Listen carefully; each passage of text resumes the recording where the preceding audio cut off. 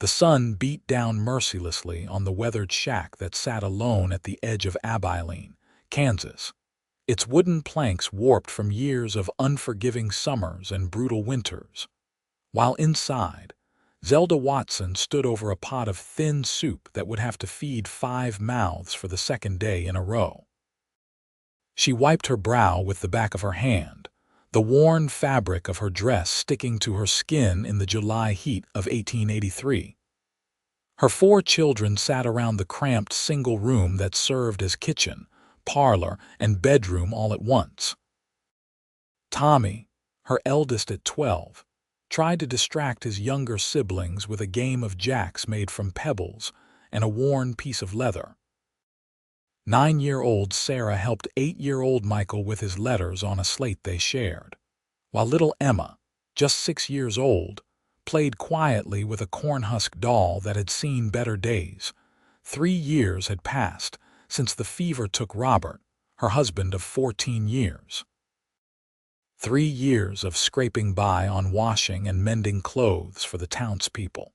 3 years of watching her children grow thinner despite her best efforts. 3 years of lying awake at night wondering how much longer she could keep them all together before someone decided the children would be better off in separate homes with families who could actually feed them. The soup bubbled weakly, more water than substance, and Zelda felt the familiar tightness in her chest that came with the knowledge that this was the best she could offer. Tomorrow she would have to walk into town again, knock on doors, ask if anyone had washing or mending. Mrs. Henderson had promised her work next week, but next week felt impossibly far away when your children were hungry today. A knock at the door startled them all. Visitors were rare, and usually meant trouble, either someone coming to collect a debt she could not pay or the county official who had been making noises about the children needing proper care. Zelda smoothed down her dress and opened the door, squinting against the bright sunlight that framed the tall figure standing on her rickety porch. The man was perhaps 30 years old, broad-shouldered and lean in the way of men who worked hard for their living. He wore clean dungarees and a chambray shirt, a well-maintained hat shading eyes that she could see were a striking blue even in the shadow. His face was weathered but kind, and he held his hat respectfully as he looked down at her. "Madam, I am James Ellis," he said, his voice deep and steady. "I own the ranch about 5 miles north of here. I have been hearing around town about your situation, and I came to make you an offer." Zelda felt her spine stiffen. She had been fielding offers for the past year, most of them from men who thought a desperate widow might be willing to compromise her dignity for a hot meal. "I am not interested in whatever you are selling, Mr. Ellis." He held up a hand, his expression remaining earnest. "I am not here to insult you, Mrs. Watson. I have a proposition that I hope you will hear out. May I speak plainly?" Against her better judgment, Zelda found herself nodding. There was something in his manner that seemed genuine, though she kept her guard firmly in place. "I have a ranch that is doing well, more than well actually. I have been blessed with good land, good cattle, and good fortune in my business dealings. What I do not have is a family. My house is large and empty, and I find myself in need of help running the household. I heard you have been struggling here, and I have a proposal. Pack up, you are moving to my ranch." The words hung in the air between them, so unexpected that Zelda could only stare at him. "I am sorry, what?" James shifted his weight, glancing past her to where 4 pairs of curious eyes watched from inside the shack. "I know how this sounds, madam, but hear me through. I need someone to run my household, cook proper meals, manage the house. In exchange, you and your children would have rooms, good food, safety, and security. You would be my housekeeper, nothing more unless you chose otherwise down the line. I would pay you fair wages on top of room and board, and your children would have space to grow, good food to eat, and opportunities I imagine are hard to come by in your current circumstances. You are asking me to move my family to your ranch, to live in your house, because you need a housekeeper. Zelda could hear the skepticism in her own voice, the protective instinct that had kept her and her children safe from predators, both human and otherwise. I understand your suspicion, Mrs. Watson. If I were in your position, I would have the same questions. I can offer you references from Pastor Mitchell at the church, from Samuel Crawford at the bank, from anyone in town you care to ask. I am not a perfect man, but I am an honest one, and I am offering you honest work for honest pay and a better life for your children.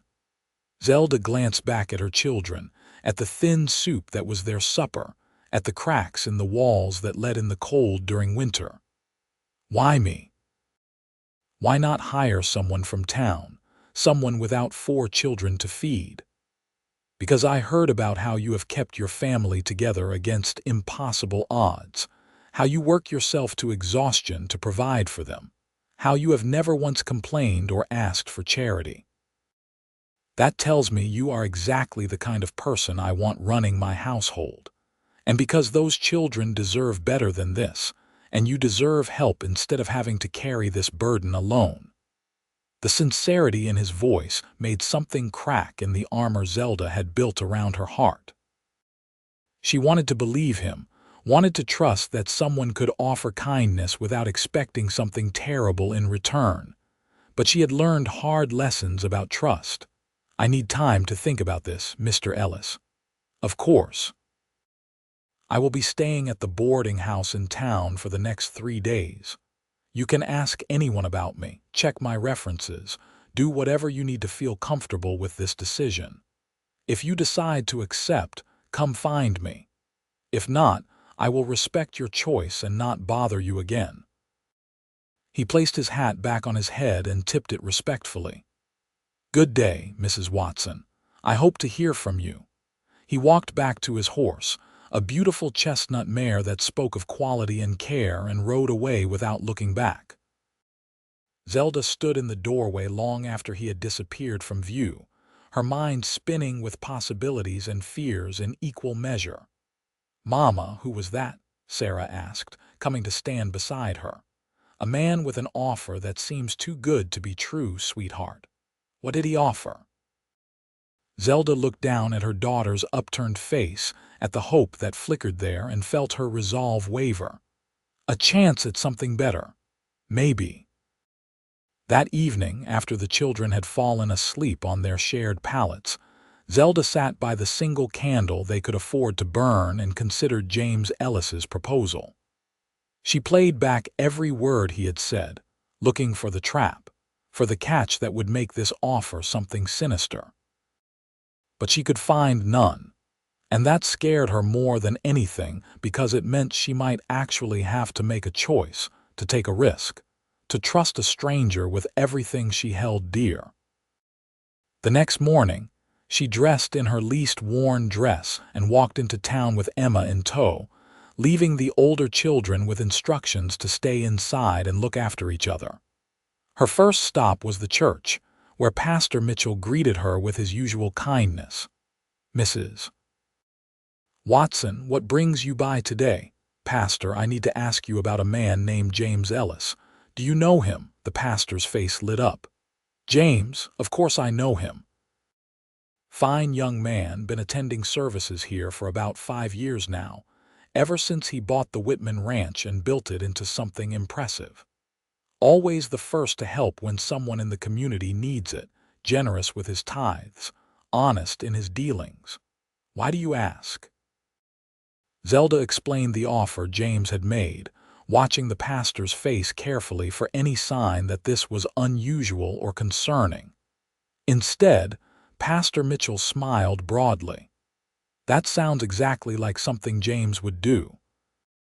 He has spoken to me before about feeling like his success was meant to be shared, that God blessed him so he could be a blessing to others.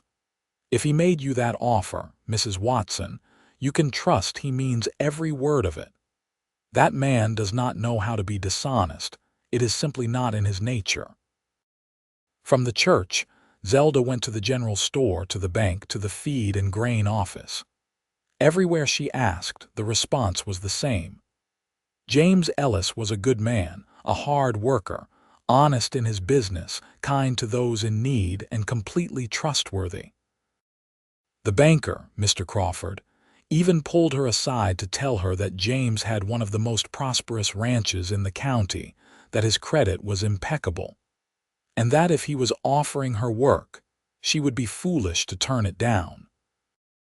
By the time the sun was high in the sky, Zelda found herself standing outside the boarding house, Emma's small hand in hers, her heart pounding with a mixture of hope and terror. She asked the proprietor to fetch Mr. Ellis, and within minutes he appeared on the porch, surprise and what looked like genuine pleasure crossing his face when he saw her. "Mrs. Watson, I did not expect to hear from you so soon. I have been asking about you all morning, Mr. Ellis. Everyone in town seems to think you walk on water." He laughed, a warm sound that crinkled the corners of his eyes. "I assure you I am quite terrestrial, but I am glad the references checked out. Does this mean you are considering my offer?" Zelda took a deep breath. "I need to know more." "You said rooms for all of us. My children would have enough to eat. They could stay together. I have a 4-bedroom house, Mrs. Watson. I sleep in one room and the other 3 have been sitting empty for years. Your children could each have their own room, or the girls could share and the boys could share, however you prefer to arrange it.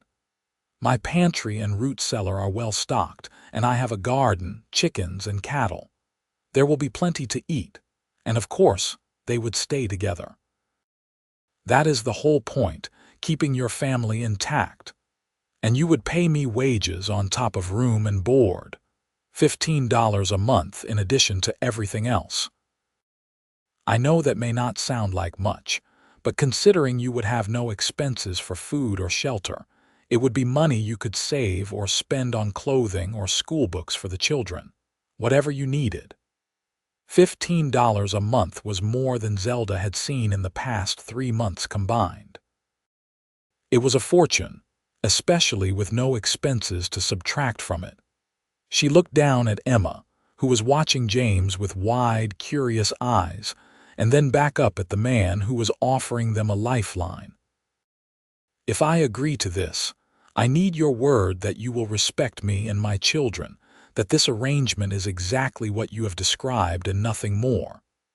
James met her eyes steadily. "You have my word, Mrs. Watson, on my honor and before God. You will be my housekeeper, and you and your children will be treated with respect and kindness. Nothing more will ever be expected or asked of you unless you yourself chose to change the nature of our arrangement, and that choice would always be yours alone to make." Something in his eyes, in the straightforward honesty of his words, finally convinced her. Zelda nodded slowly. "Then we accept, Mr. Ellis. When would you want us to move?" "I have business in town today and tomorrow, but I could come for you and your family the day after tomorrow in the morning. Would that give you enough time to prepare?" "We do not have much to pack, Mr. Ellis. We will be ready. Please call me James. And you can call me Mr. Ellis in front of the children if you prefer, but when it is just us adults talking, I would like to think we can be a bit less formal. Then you should call me Zelda." He smiled, a genuine expression that transformed his face from merely handsome to something warmer. "Zelda it is. I will see you day after tomorrow bright and early, and Zelda, you are making the right choice. I promise you will not regret this." As she walked back to the shack with Emma skipping beside her, chattering excitedly about having her own room, Zelda allowed herself to feel something she had not felt in 3 long years: hope. The next day passed in a flurry of activity. Zelda and the children packed their meager belongings into 2 small crates and a worn trunk. She washed and mended their clothes as best she could, wanting them to look presentable in their new home.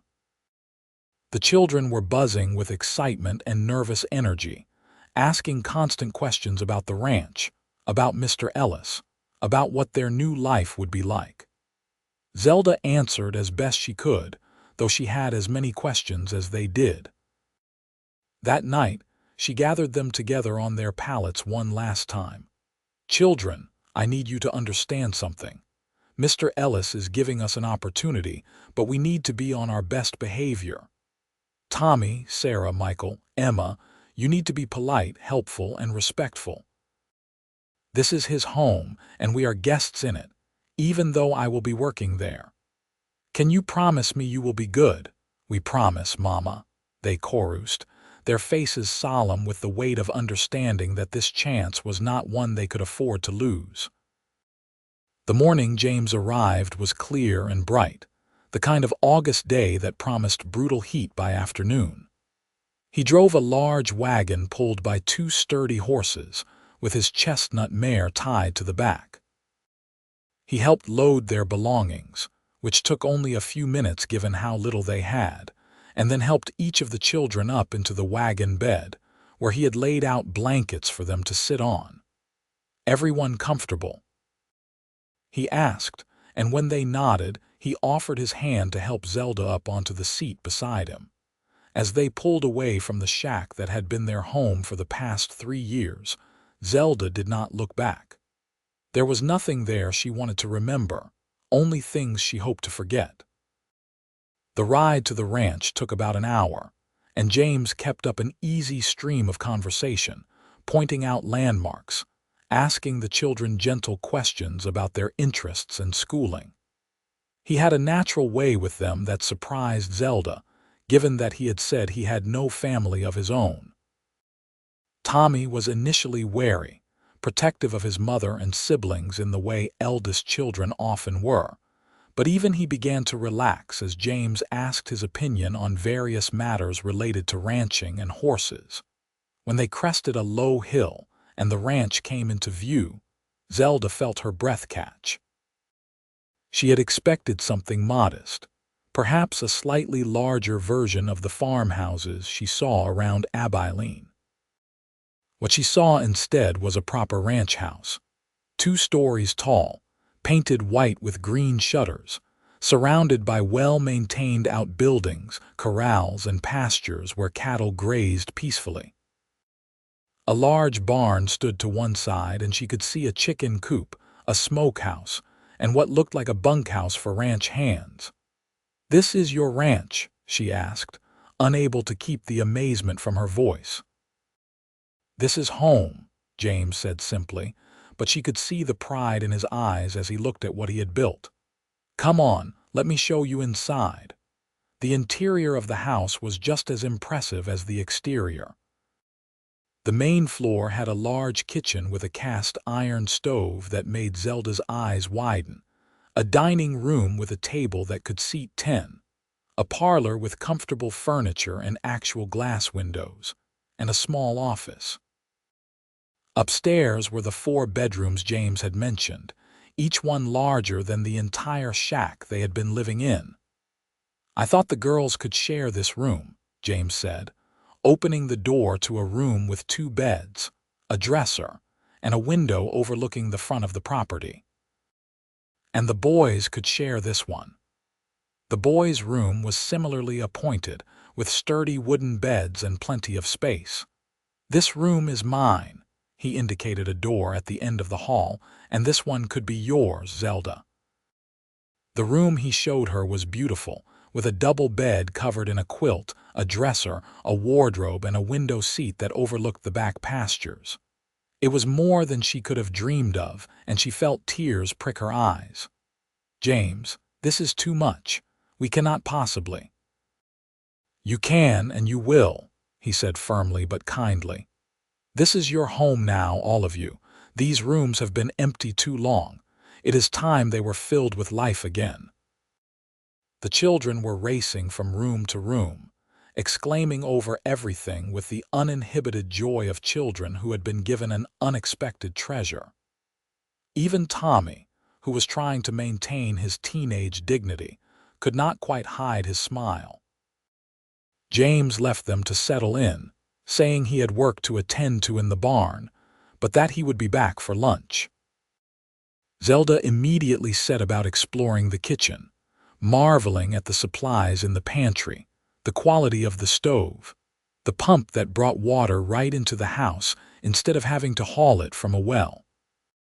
She found flour, sugar, salt, lard, eggs from the henhouse, preserved vegetables, smoked meat, and all the ingredients needed for a proper meal. By the time James returned at midday, she had prepared a feast by their standards. Fried chicken, mashed potatoes, green beans, fresh biscuits, and a dried apple pie she found ingredients for. The children were seated at the large dining table, clean and combed, their eyes wide at the spread before them. James stopped in the doorway, a look of pleased surprise on his face. "Zelda, you did not have to go to all this trouble on your first day. You gave us all of this," she gestured around the beautiful house. "The least I can do is earn my keep." They sat down to eat, and Zelda watched with satisfaction as her children filled their plates without having to ration, without having to worry about whether there would be enough. James ate with obvious enjoyment, complimenting her cooking profusely, and she felt a warm glow of pride at having something valuable to contribute. After lunch, James took Tommy with him to see the horses and show him some of the ranch work. Zelda later learned that he had given Tommy small tasks to do, treating him not as a child but as a young man learning a trade. The gesture touched her deeply, knowing how much Tommy needed a male figure in his life, someone to teach him and guide him. The days fell into a rhythm.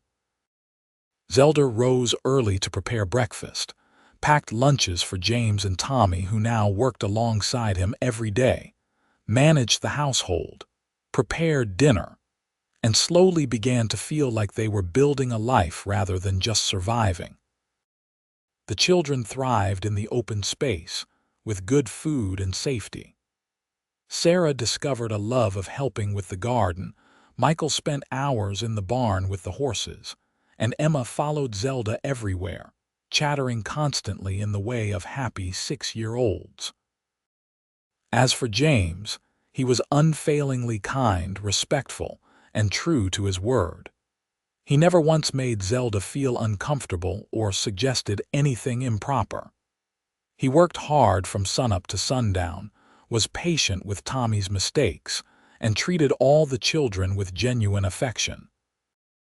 In the evenings, he would often sit in the parlor and read aloud while Zelda mended clothes or worked on other tasks, his deep voice filling the house with stories that captivated the children. But as the weeks passed and summer turned to early fall, Zelda began to notice things about James that had nothing to do with his qualities as an employer. She noticed how his eyes crinkled when he smiled, how gentle his hands were despite their strength, how he always made sure she sat down to eat with the family rather than serving everyone else first. She noticed how he looked at her sometimes when he thought she was not watching, a soft expression on his face that made her heart beat faster. She tried to dismiss these feelings. She was his housekeeper, nothing more, and she had 4 children to think about. She could not afford to entertain romantic notions about a man who had been nothing but kind to her and her family. But the heart does not always listen to logic, and Zelda found herself looking forward to his return from the fields each day, found herself taking extra care with her appearance, found herself lying awake at night wondering if he felt even a fraction of what she was beginning to feel. One evening in late September, after the children had gone to bed, Zelda was in the kitchen finishing the last of the dishes when James came in for a glass of water. He had been working on mending a fence and had missed the evening reading session. "You work too hard," he said, taking the dish towel from her hands. "Let me help with these last few. James, I am the housekeeper. It is my job, and I am the employer, and I say you have done enough for today." He smiled at her, that warm smile that made her insides flutter. "Besides, I have been meaning to talk to you about something." Zelda felt her stomach clench with worry. "Is something wrong? Are you unhappy with my work?" "What? No, not at all. Zelda, you have been incredible. The house has never looked better. The meals are delicious and the children are thriving. Tommy is becoming a fine young man, and I know that is because of you." "Then, what did you want to talk about?" James dried his hands and leaned against the counter, his expression becoming serious. "I want to talk about us." The air in the kitchen suddenly felt too warm. "Us?" "Zelda, when I made you this offer 3 months ago, it was genuinely because I needed help with the household, but I would be lying if I said that was the only reason. I had seen you in town before, had admired your strength and determination from afar. When I heard about your situation, I saw an opportunity to help you while also getting to know you better. I told myself I would be patient, that I would give you time to settle in, to feel safe and secure here before I said anything about what I was feeling." Zelda's heart was pounding so hard she was sure he could hear it. "What are you feeling, James?" He took a step closer to her, his blue eyes intense and sincere. "I am falling in love with you, Zelda. I have been falling in love with you since the first meal we shared, maybe even before that. I love your strength, your dedication to your children, your kindness, your smile, the sound of your laugh when one of the kids says something funny. I love how you have made this house a home, not just for me but for all of us. And I need you to know that, but I also need you to know that nothing has to change if you do not feel the same way. You and your children will always have a place here, regardless of whether you can return my feelings." Zelda stared at him, emotions warring within her. Fear, hope, joy, and uncertainty all battled for dominance. "James, I do not know what to say." "You do not have to say anything right now. I just needed you to know how I felt. I have been carrying it around for weeks, and it was getting harder to hide." He smiled self-deprecatingly. "Apparently, I am not as good at concealing my feelings as I thought, because Tommy asked me last week when I was going to ask to court his mother properly." "Tommy said what?" He is a perceptive young man. "He told me he would approve if I wanted to court you, but that I had better treat you right, or he would find a way to make me regret it. I respect his protectiveness of you." Tears sprang to Zelda's eyes. "I need to tell you something, James. I have been feeling things too, things I was afraid to acknowledge because I did not want to jeopardize what we have here. But the truth is, I have been falling for you too. You have given us more than a home and security. You have given us hope and laughter and a future. You have been kind to my children, patient with them, and you treat them like they matter. And the way you look at me sometimes makes me feel like I am not just a widow struggling to survive, but a woman worthy of being seen and valued." James reached out slowly, giving her time to pull away if she wanted, and took her hand in his. His palm was warm and calloused from work, and the touch sent a shiver through her. "You are more than worthy, Zelda. You are remarkable. So what happens now?" she asked, her voice barely above a whisper. "Now, if you are willing, I would like to court you properly. With your children's blessing, I would like to take you on walks, spend time with you, get to know each other not as employer and employee, but as a man and a woman who might build something together. And if, after a time, we both feel this is right, I would very much like to ask you to marry me and make this family official in every way." Zelda felt a tear slip down her cheek, but this time it was a tear of joy rather than sorrow or frustration. "I would like that very much, James." He lifted her hand to his lips and kissed it gently, a gesture that was both old-fashioned and incredibly romantic. "Then we will take this slow, do it right, and see where it leads us. From that night forward, the nature of their relationship shifted in subtle but meaningful ways. James began finding reasons to spend time alone with Zelda, taking her on evening walks around the property after the children were in bed, sitting with her on the porch as the sun set, talking about everything and nothing. They shared stories about their pasts, their hopes for the future, their fears and dreams. Zelda learned that James had come to Kansas from Missouri after his parents died, that he had worked as a ranch hand for years before saving enough to buy his own property. He had built everything from almost nothing through hard work and smart decisions.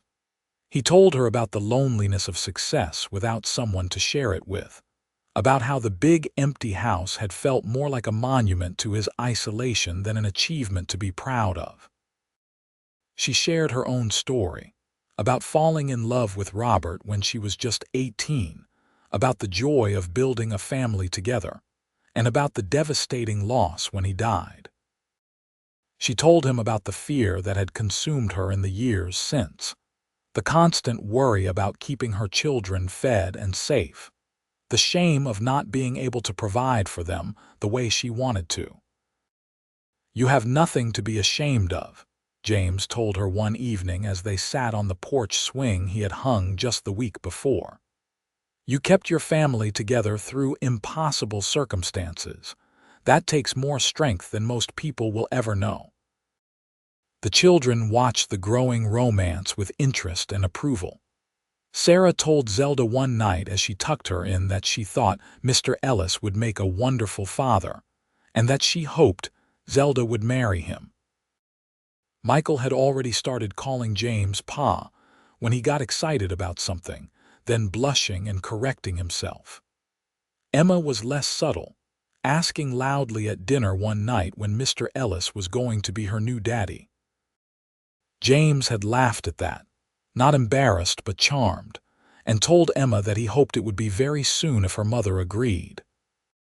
As fall deepened and the leaves turned gold and red, James began taking Zelda into town for the Saturday market, introducing her as his intended rather than his housekeeper.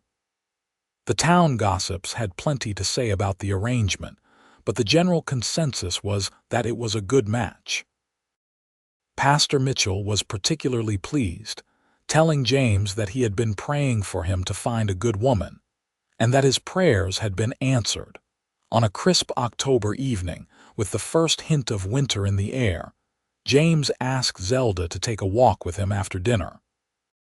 They strolled toward the small creek that ran through his property, the moon rising full and bright overhead. When they reached a spot where someone had arranged a blanket and lanterns, Zelda gasped in surprise. "When did you do this?" "I had some help," James admitted. "Tommy set it up while we were finishing dinner."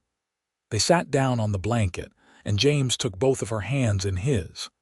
"Zelda, these past months with you and your children have been the happiest of my life. You have brought joy and purpose to every corner of my existence. I wake up eager to start the day because I know I will see your smile, and I go to sleep grateful because I know you are safe and cared for under my roof. I love you with everything I am, and I love your children as if they were my own. I know we have not been courting for very long by some standards, but when you know something is right, you just know." He reached into his pocket and pulled out a small box. Opening it, he revealed a simple but beautiful gold ring with a small diamond. "Zelda Watson, would you do me the honor of becoming my wife? Would you let me be a husband to you and a father to your children? Would you build a life with me here on this ranch and make me the happiest man in Kansas?" Zelda felt tears streaming down her face, but they were tears of pure joy. "Yes, James Ellis. Yes, I will marry you. I love you so much, and I cannot imagine a better life than the one you are offering." He slipped the ring on her finger and then, finally, he kissed her. It was a gentle kiss, full of promise and love, and Zelda felt herself melt into it, into him, into the certainty that this was exactly where she was meant to be. When they returned to the house, hand in hand, the children were waiting up despite it being past their bedtime. One look at their faces, at the ring glinting on Zelda's finger, and they erupted in cheers. Emma launched herself at James, who caught her easily and swung her around. Sarah hugged Zelda tightly, whispering how happy she was. Michael pumped James's hand solemnly like a little man, and Tommy, trying to maintain his teenage dignity, simply nodded and said, "About time." They were married a month later, on a bright November day that defied the usual gloom of the season. Pastor Mitchell performed the ceremony in the small church in Abilene, with what seemed like half the town in attendance. Zelda wore a new dress that James had insisted on buying her, a beautiful blue silk that made her feel like a princess. The children stood up with them, all four dressed in new clothes, their faces shining with happiness. When James kissed his bride, sealing their union, Zelda felt a sense of completeness she had thought lost forever when Robert died. This was different from her first marriage, built not on the passion of youth, but on the solid foundation of respect, friendship, and deep love that had grown from truly knowing each other. The wedding celebration was held at the ranch, with tables set up in the yard, food prepared by half the women in town, and music provided by a local fiddler. Zelda danced with James, with her sons, and with several of the ranchers and farmers who had become friends. She laughed more that day than she had in years, surrounded by community, by love, and by the family she had feared she would lose but had instead expanded. That night, after the guests had left and the children had finally fallen asleep, exhausted from excitement, James carried Zelda over the threshold of their bedroom. He set her down gently, his eyes full of love and barely restrained desire. "Mrs. Ellis," he said, testing out her new name. "Mr. Ellis," she replied, smiling up at him. "I love you, Zelda." "I love you too, James. Thank you for seeing me, for seeing us, for giving us this beautiful life. Thank you for trusting me, for taking a chance on a lonely cowboy with an empty house and a heart that needed filling." He kissed her then, deeply and thoroughly, and Zelda gave herself over to the joy of being a bride again, of being wanted and loved and cherished. They made love slowly and tenderly, learning each other in the most intimate way, and afterward, Zelda lay in her husband's arms and marveled at the strange and wonderful path her life had taken.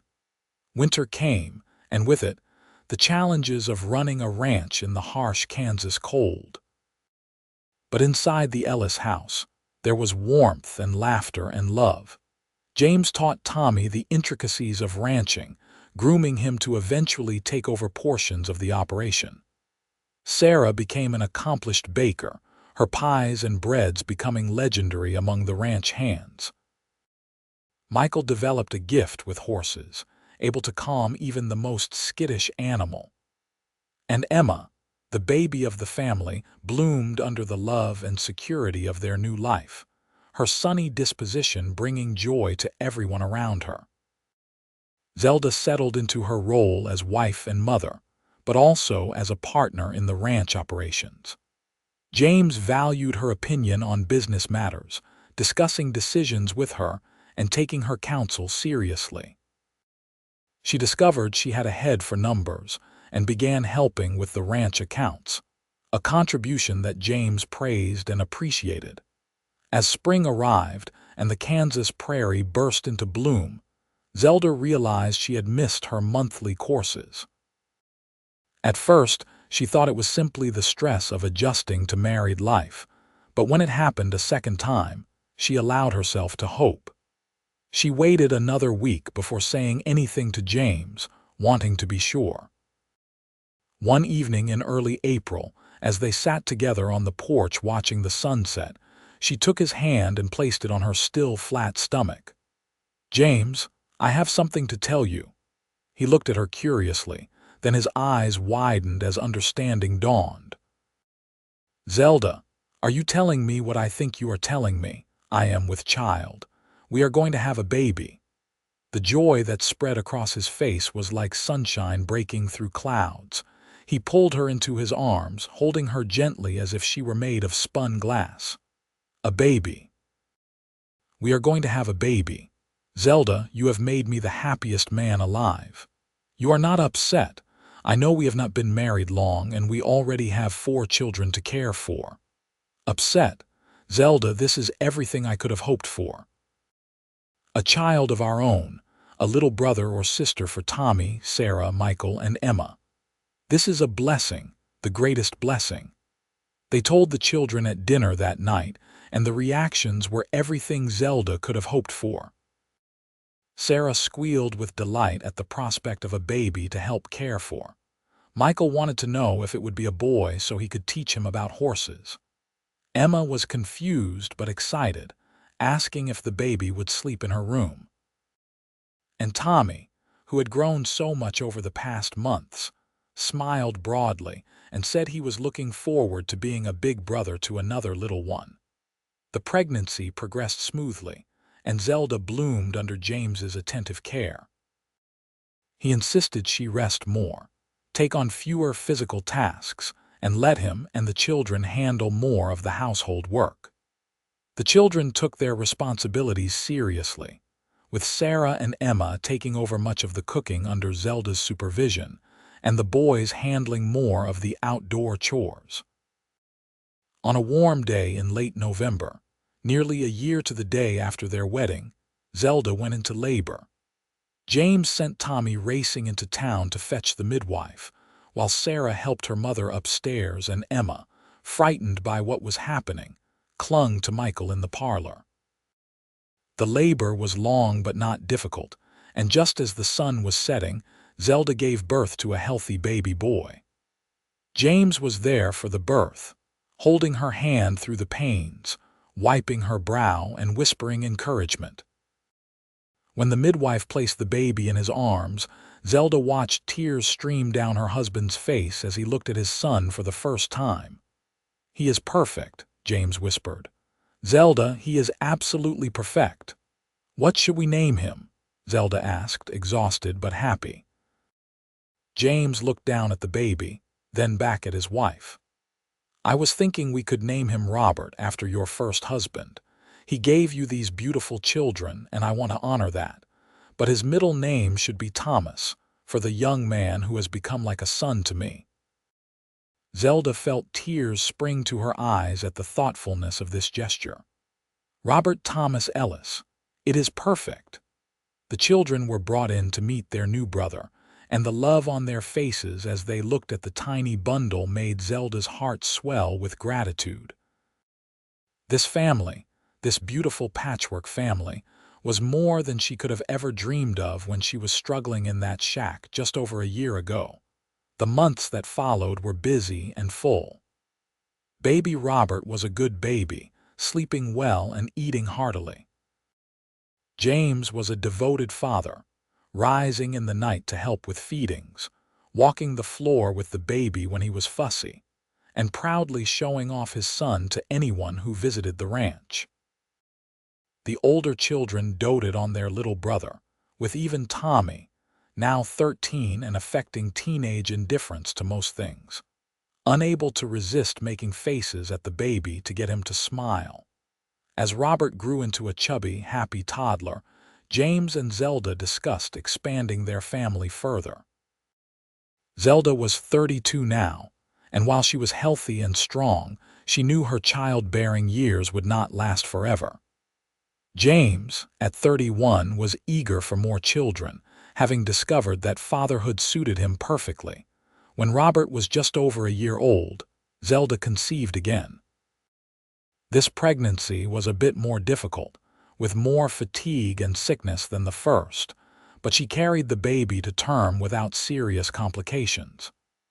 In the spring of 1886, she gave birth to twin girls, much to everyone's surprise and delight.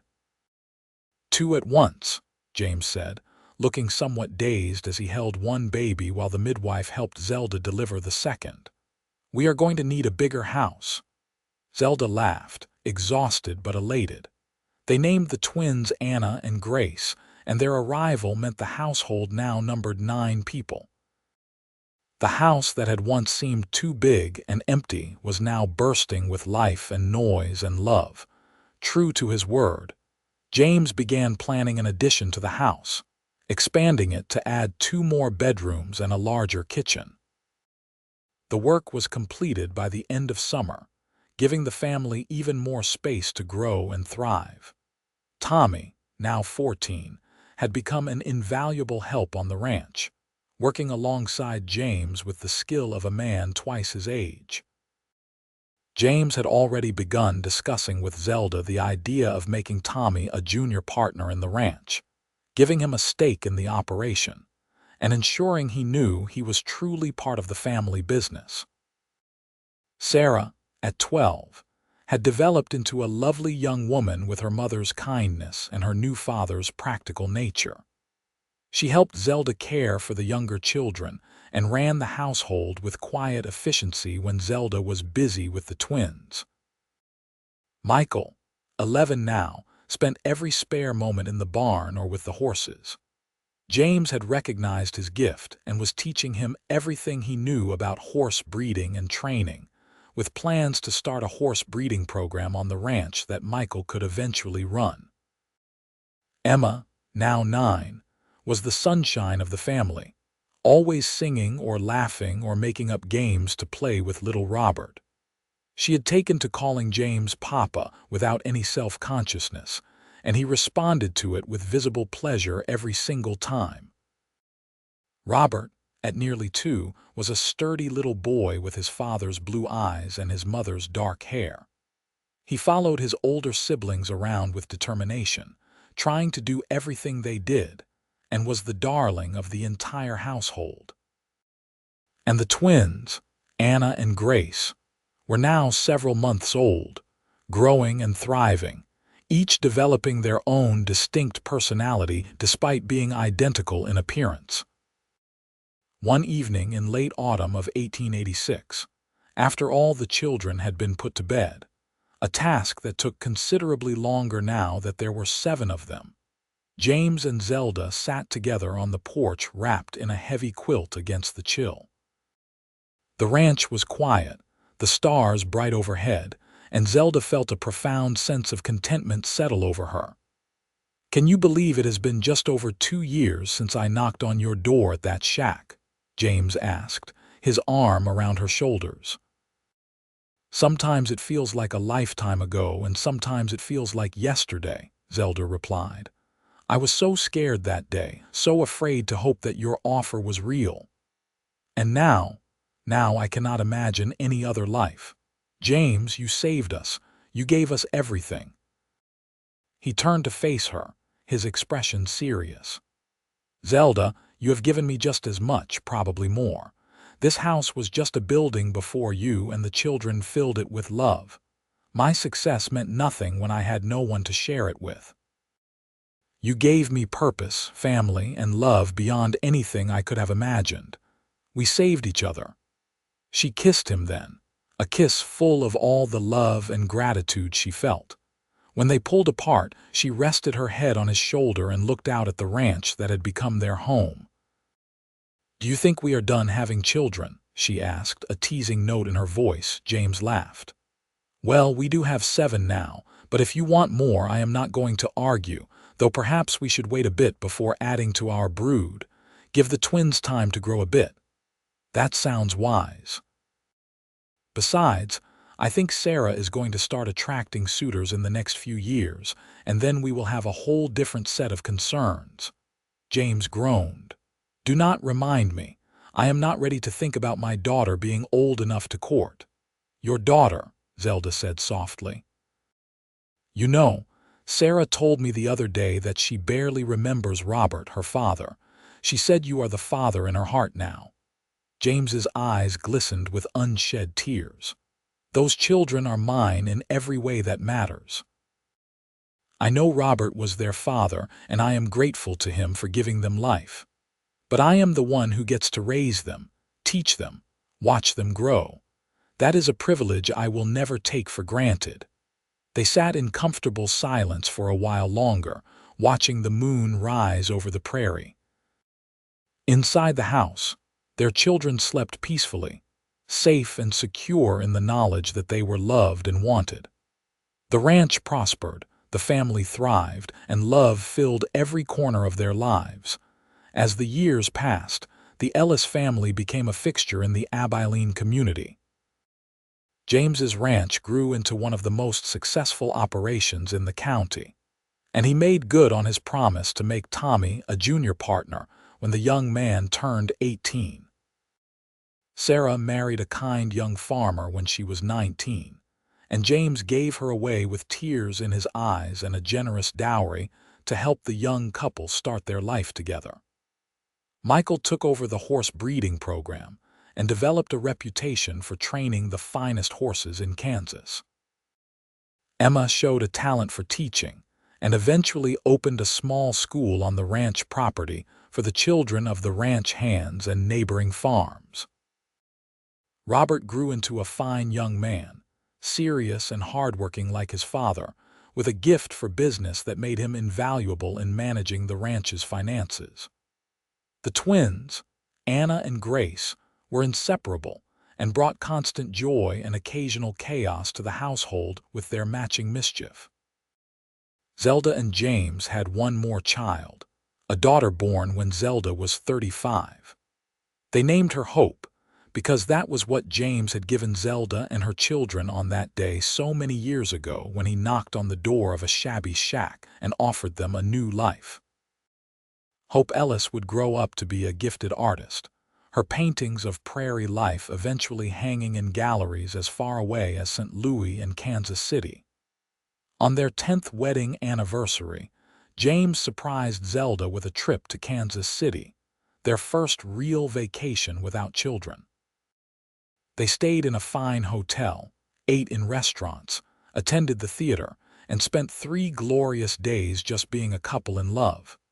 On their last night there, as they danced in the hotel ballroom, James pulled her close and whispered in her ear, "I would do it all again, Zelda. Every moment, every challenge, every joy. You are the best decision I ever made."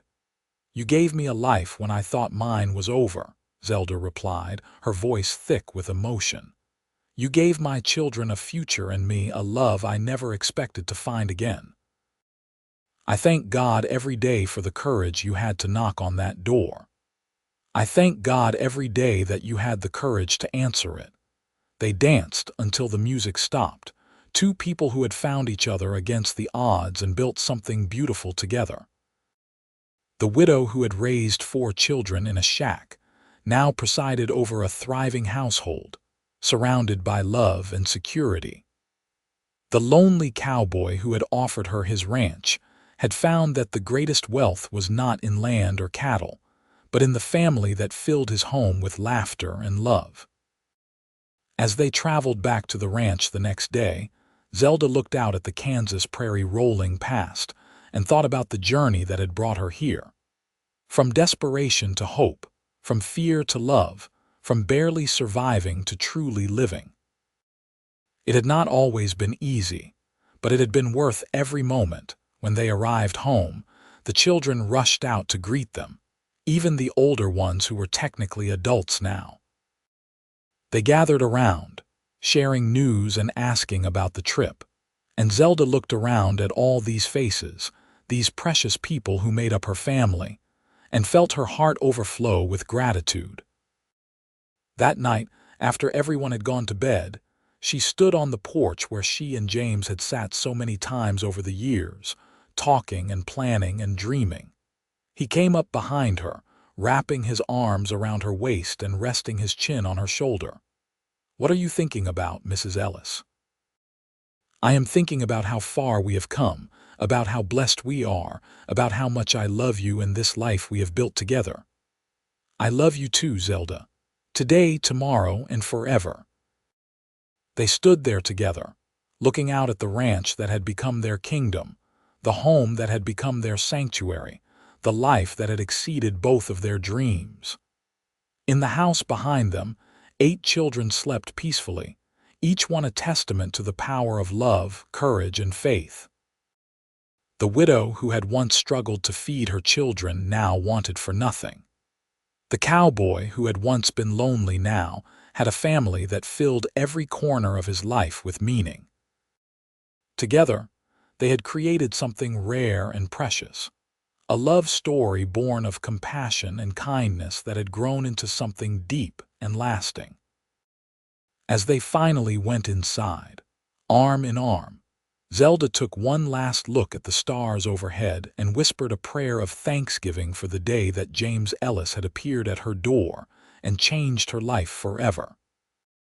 She had learned that sometimes the greatest blessings come from unexpected places, that hope can be found even in the darkest times, and that love, when it is real and true, has the power to transform everything it touches. The next morning would bring new challenges, new joys, new moments to treasure. But for now, Zelda Ellis climbed into bed beside her husband, secure in the knowledge that no matter what came, they would face it together, surrounded by the family they had built and the love that sustained them through everything. And in the end, that was all that really mattered. Not the size of the house or the success of the ranch, but the love that filled it, the children who thrived there, and the partnership between two people who had found in each other exactly what they needed.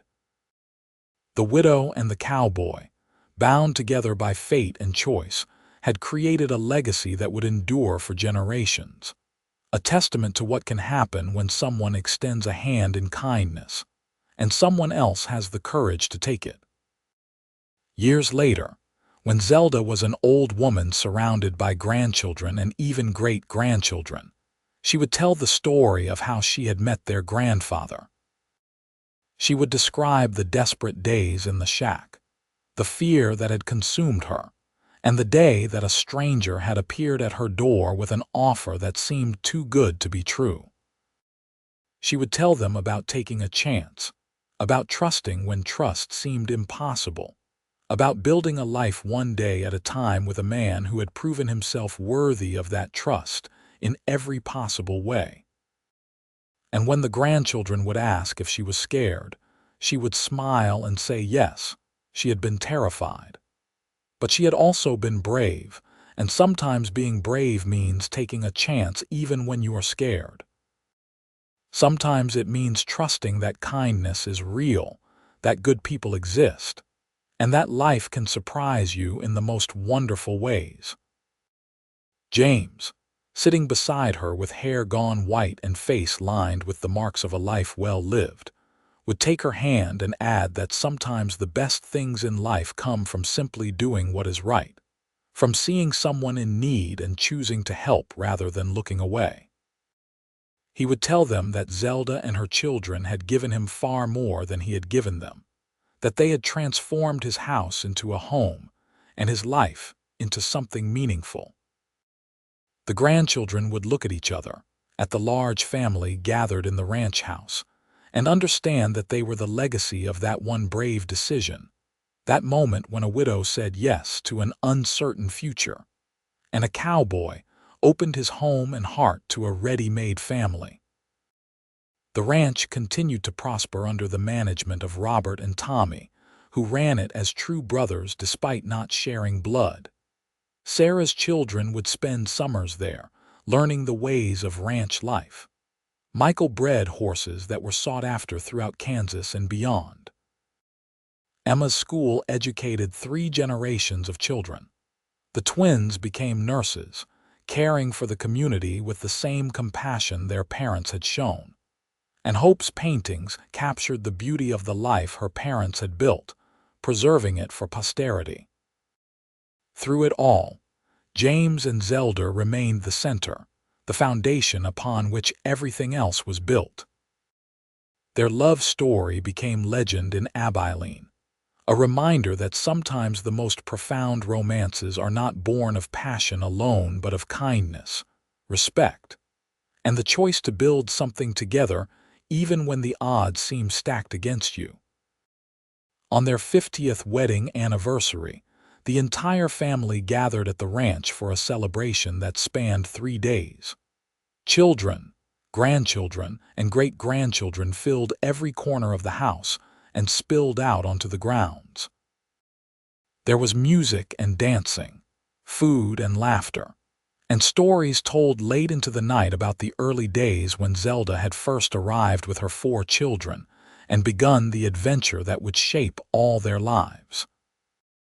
James and Zelda, both now in their 70s, presided over the celebration with quiet joy, their hands clasped together as they always were. They danced together as they had on their wedding day, their steps slower now but their love no less strong. When the party finally wound down and the last of the guests had found their beds, they sat once more on the porch where they had spent countless evenings over the decades. 50 years, Zelda said softly. Can you believe it has been 50 years? Best 50 years of my life, James replied, his voice still strong despite his age. I would not change a single moment. Not even the time the twins let all the chickens out and it took us 3 days to catch them all, James chuckled. Well, maybe that moment, but overall no regrets. None at all. They sat in comfortable silence, the kind that comes from decades of companionship, of knowing each other so completely that words are often unnecessary. The ranch spread out before them, now run by the next generation but still very much the heart of the family. In the house behind them, their descendants slept, safe and loved and secure in the legacy that James and Zelda had built. You remember what you said to me that first day? Zelda asked. When you came to the shack, I said, pack up, you are moving to my ranch. You did. And you changed everything. My life, my children's lives, everything. We changed everything together, Zelda. It was never just me. It was us from the beginning. As the sun began to rise over the prairie, painting the sky in shades of pink and gold, James and Zelda Ellis held each other close and watched the dawn of a new day. They had lived a life full of love, full of purpose, full of the kind of joy that comes from building something meaningful with the person you love. They had faced challenges and celebrated triumphs, weathered storms and basked in sunshine, always together, always committed to each other and to the family they had created. And as the light spread across the land, illuminating the ranch that had been the stage for their great love story, Zelda knew with absolute certainty that she was exactly where she was meant to be, with exactly the person she was meant to be with. The widow who had once lived in a shack with 4 hungry children had become the matriarch of a dynasty, and it had all begun with a cowboy who saw someone in need and chose to help, who offered not just charity but partnership, not just shelter but love. It was, Zelda thought as she rested her head on James's shoulder, the best kind of love story, the kind that endured through decades and difficulties, the kind that created ripples that would continue long after they were gone. And though she knew their time was growing shorter, she was not afraid. They had lived fully, loved completely, and left a legacy that would endure for generations. That was enough. That was more than enough. That was everything.